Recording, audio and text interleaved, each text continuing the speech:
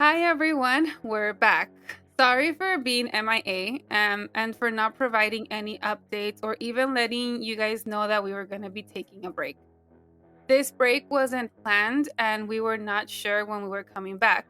We didn't even think it was going to take this long. I was personally going through a lot these past few weeks and I didn't have the mental capacity to take on more than what I was already going through.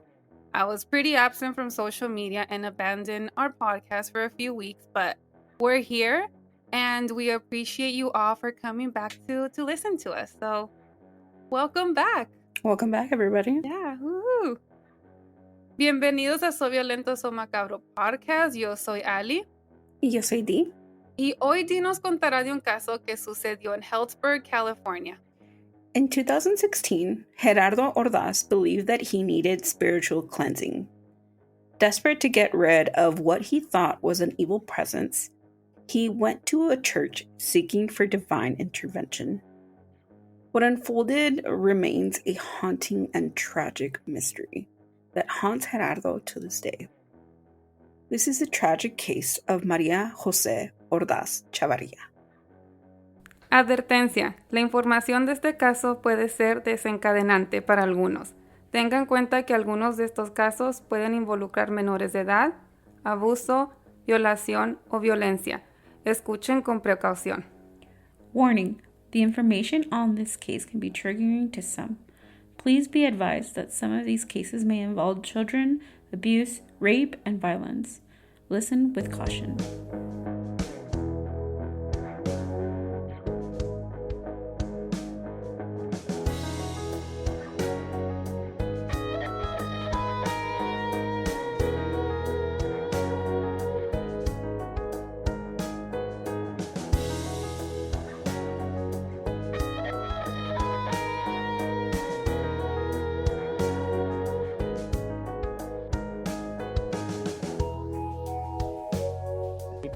That she was drowned and that was intentional. We're relying on the testimony of the older son and the statement of the suspect. They were the only people inside the church at the time. There were no other parties present. As I understand it, our local Catholic church leaves the doors to the premises unlocked late on Sundays, and so they were in there alone at the time through the unlocked front door. Muy mal, porque es un lugar tranquilo y no pasan esas cosas, ¿me entiende? Son de mi mismo pueblo, pero ¿por qué lo hizo? Solamente lo sabe. Gerardo Mendoza Ordaz was 42 years old in 2016 from Healdsburg, California, a small town near Santa Rosa County in Northern California, with a population of roughly 1,000 people.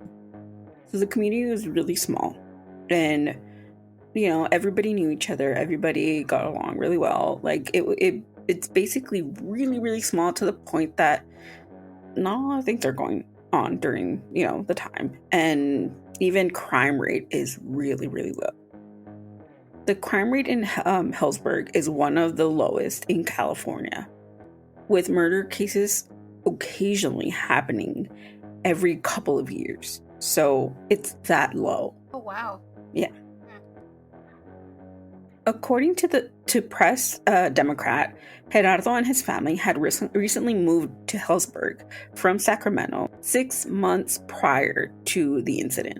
He had worked as a farmer in Sacramento, and he switched to his profession to a jornalero, or as a day laborer, which is also known as like a person that does day-to-day jobs. And he decided to move to Healdsburg with his family.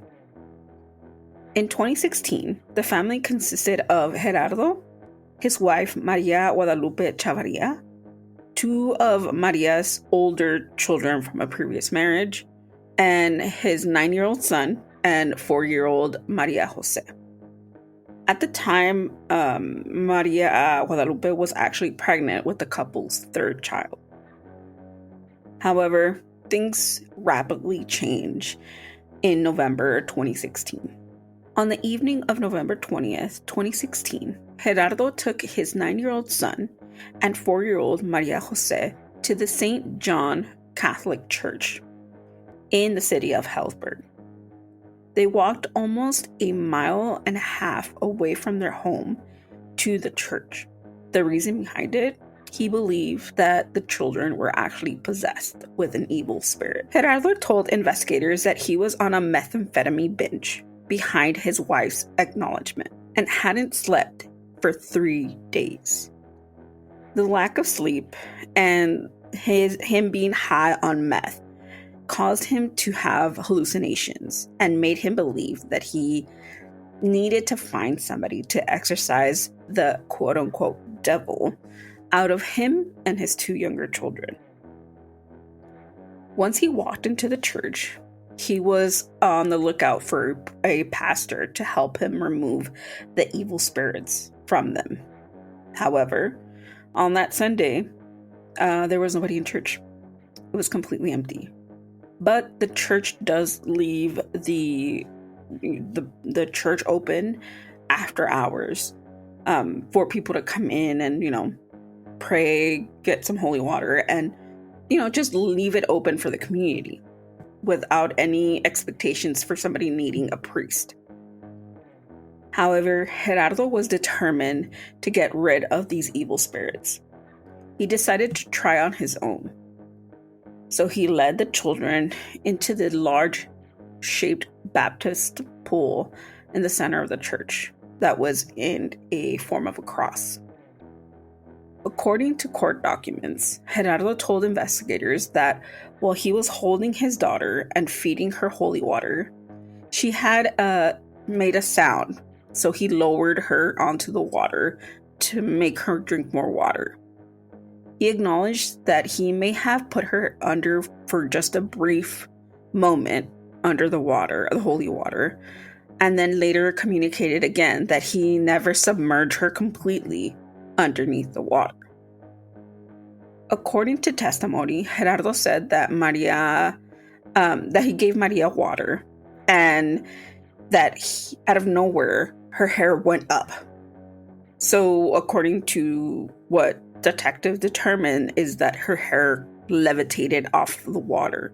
So she was, under the water for a few seconds, a minute, who knows. And then he said that he was afraid, so he gave her more water to drink out of his hand. Gerardo told investigators that she drowned and made a noise, but he also claimed that Maria did not cry, did not scream, didn't push him, didn't do anything to acknowledge that she was dying. So he didn't assume that she was drowning. He just assumed that he needed to give her water in some way or another. He was also high, so he couldn't really determine, what was going on in that moment. So in his head, ¿cómo me explain like qué pensó que estaba pasando? Que nada más la metió y yeah, according to what detectives say, the cross, the pool basically is only a feet or two high. Okay. So for her there's no capability of him actually submerging her whole body and drowning her into the water. It's still unclear how it all happened because he was high and his son was 9 years old. So there's no, determination of what actually was going on. According to his testimony, he submerged her head to the water while he was feeding her water. And somehow in that moment, he doesn't know if he pushed her head a little bit too low to the point that she wasn't able to breathe in any way. It's still very hard to determine on what exactly happened because there's no visual representation of what was happening. But he says that he just knows that he kept trying to feed her water during the time that she was in the pool. So he doesn't know in what moment she completely was submerged into the water. At around 8:30 p.m., Gerardo showed up behind the Hellsberg Police Department naked, alongside his partially clothed 9-year-old son, while he was crying and calling for help. According to KTVU, Gerardo was yelling "help" and "police" in Spanish as he held his daughter in his arms. His 9-year-old son stood next to him wearing only shorts. Gerardo told the officers that he and his children were drinking holy water from the church a few meters away from the parking lot. The officers called for first responders and waited for their arrival. Maria was later then taken to a nearby hospital where she was pronounced dead.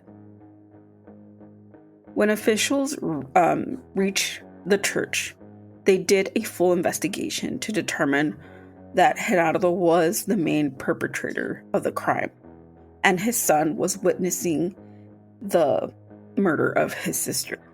On November 22nd, 2016, 42-year-old Gerardo appeared bewildered and grief-stricken at the Sonoma County Court. Gerardo was charged with murder and felony for child abuse for the endangerment of both of his children and the murder of Maria. He was also charged with inflicting emotional distress to his 9-year-old son. Judge Arthur Wick ordered a psychologist to evaluate the mental state of Gerardo after his lawyer told the judge that he doubts that he was competent for trial.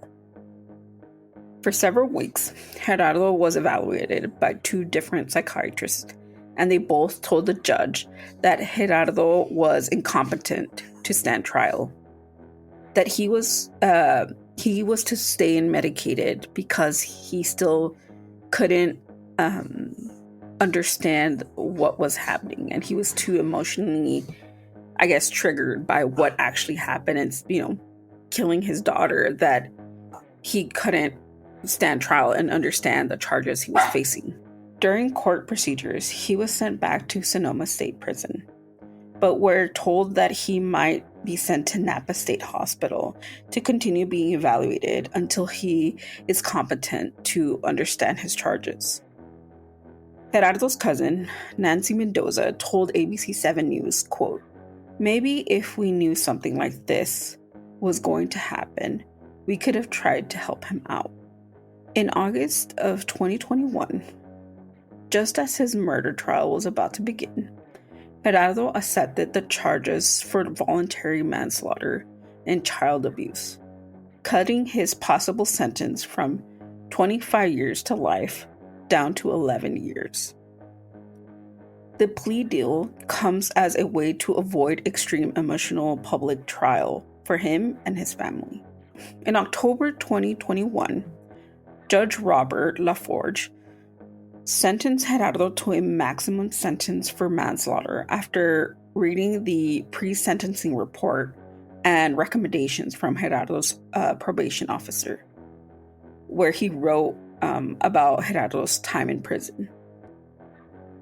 Gerardo's nephew, Alexander Castellano Ordaz, told the Press Democrat that the family is hopeful that Gerardo can work on his mental health in prison and come out of prison in a better state.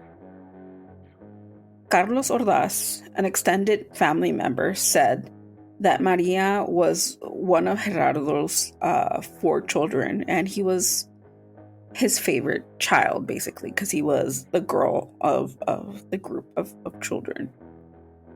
He said, quote, "He loved her the most." As of today, Gerardo is still in prison for the tragic murder of Maria Jose. He lives with the grief of killing his own daughter. As of today, Gerardo is still in prison for the tragic murder of Maria Jose. He lives with the grief of killing his own daughter and lives with the pain of what he did.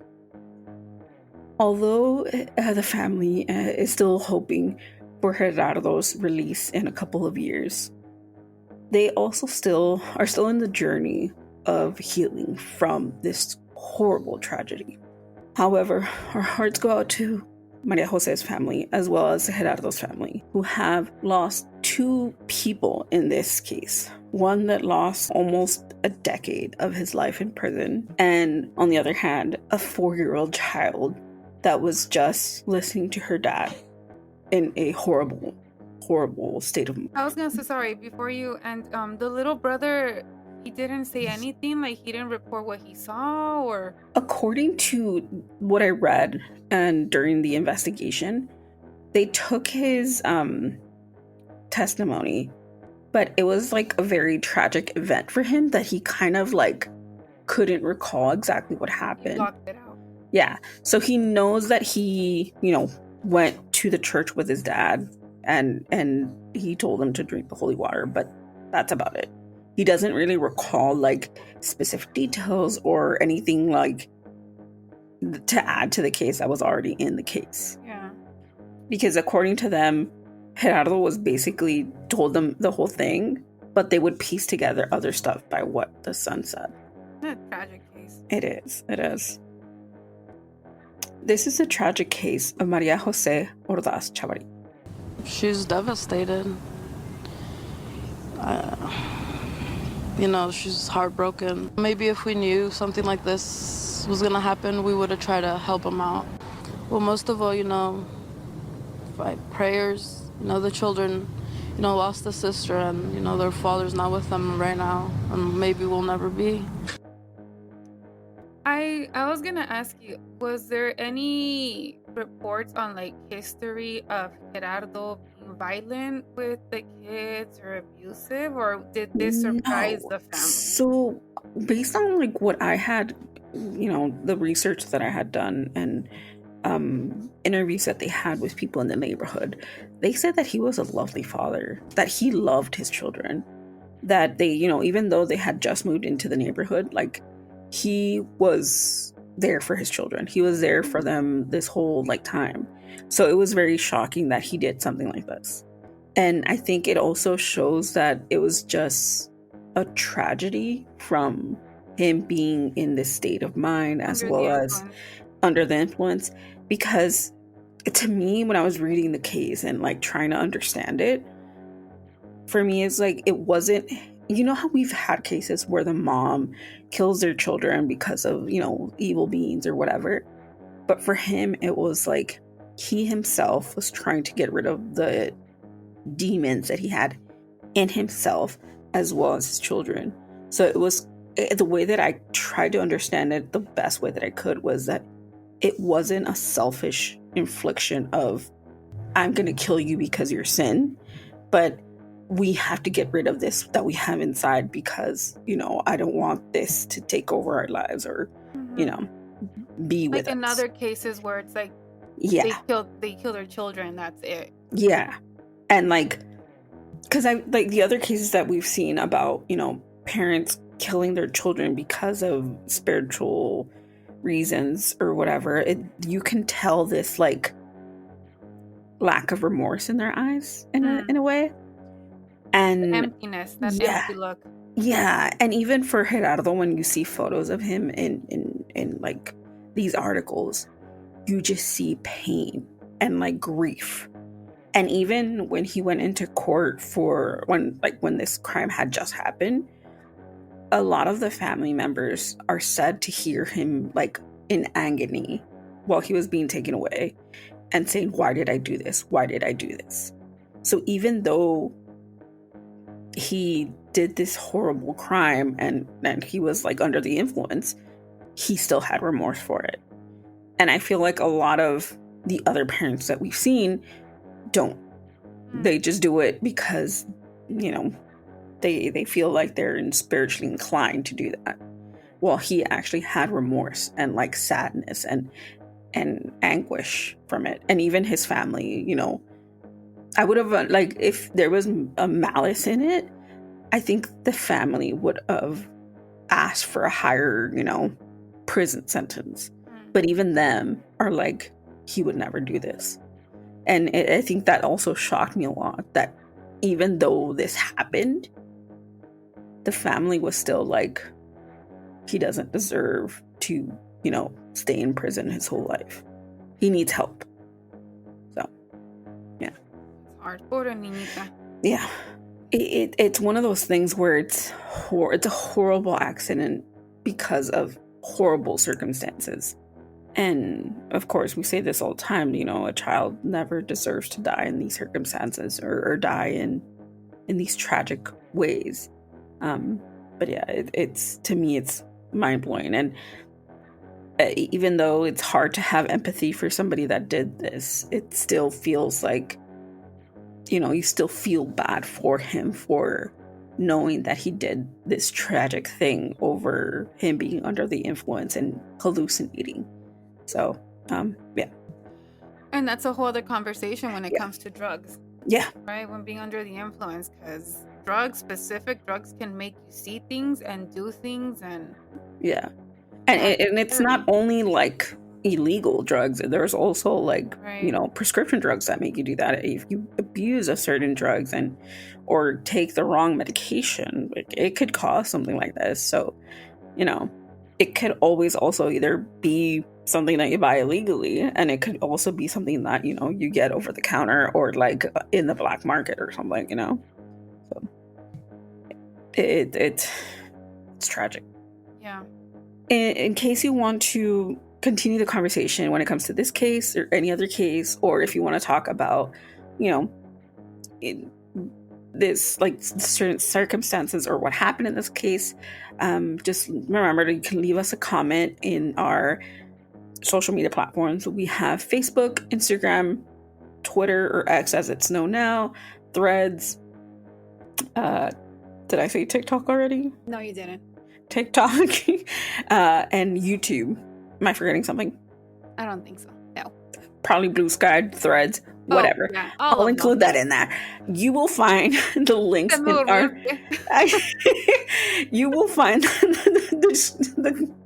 the social media platforms in the description below of this episode, as well as on our link tree that we have on our bio on all of our social media platforms. Just give us a follow. We will usually post about the case, and you can leave your comments there. You can talk to us through there, or if you want to have a one-on-one conversation, you can DM us and we can have a conversation there. You can follow us at SVSM_podcast or on Facebook as Soy Venezuela Macabro Podcast. Also, if you look us up on YouTube, just put Soy Venezuela Macabro Podcast or SVSM_podcast and we should pop up. So yeah, if you want to listen to let me count the episodes, the 134 episodes, you 135. This would be 136. Oh crap! I thought this was on 35. No, it's 136. See, thank you. If you want to listen to the 135 episodes that we have, you can listen to us on Spotify, Apple Podcasts, Amazon Music, or wherever you stream podcasts. Just type Soy Venezuela Macabro Podcast or SVSM_podcast, or Soy Venezuela Macabro Podcast together or whatever, and you will find all of our catalogs there. And we also get the comments that you leave on our Spotify. We get a little email with your comments, and I have to say, while we've been on a break, we've received a few of those, and it really made me happy, and it made me feel like we need to come back. There was one specific one that I don't have with me right now, but they asked us to do an episode with the guys of Que Spooky podcast. So if there's enough hype, we might just ask the boys if we can collab. The boys. We'll ask them and be like, also, hey. Talking about the Que Spooky podcast, they did an episode recently. I forgot what was the case, but their latest episode. If you listen to this episode in March, they did an episode this past week. It was captivating. Let's just say that it was a good episode. Okay. And I recommend it to everybody. It was such a good episode. They are, I swear, I was like tuned in, and it's really hard for me to do that with my attention span lately, but I recommend it. If you guys have time, if you want to listen to another true crime case, tune into their latest episode. It was phenomenal. We love them. We do. So we love them. We'll reach out to them and see if they want to, collab. Yeah. But with that, I don't know. Do we have anything else? No, I think that was it. We're, happy to be back. Definitely. You It's guys missed us. I We I missed hope you guys. I hope you guys missed us because we missed you guys, and yeah. Sorry. Yeah, thank you for those that kept sending us comments and messages. We really, Yes. really appreciate all of you. Every single We one do. of you. We do. We really appreciate every single thing that you guys do for us, and without you guys, there would be no this. So Right. thank you guys for motivating us, for listening, for supporting, for subscribing, for following, all the good stuff. We are endlessly thankful, and we appreciate everything you guys do for us. And yeah, anything else? Nope, that is it. That is all. And I guess we'll see you guys next week. Yeah, nos vemos la próxima semana. Adiós. Bye. Stay spooky. That is spooky. Bye, guys. Happy Bye. March. Happy March. Yeah. Oh, el tiempo cambia este fin de semana. The time God. change. Yeah. Why? So it's gonna get the the sun is gonna set at a later time. Why? You don't like it? I hate coming out of work and then it's dark. I want to come out of work and que traiga algo de sol. It's because, for me, it's I know that the summer's coming and I hate it. Sorry. I forgot. You're not a summer baby. I am not. Give me the cold. Right now it's raining in California, so this is my element. This is my me time right now. I love it. I absolutely adore it. My parents are like, why do you like driving in the rain? And I say, I don't know. I just do. Just do. It's a Scorpio thing. Well, I'm going to be happy, so. Yeah, you're going to be happy. I'm not. All right. Anyways, All right, guys. bye. Adios. Bye. Stay spooky. Bye.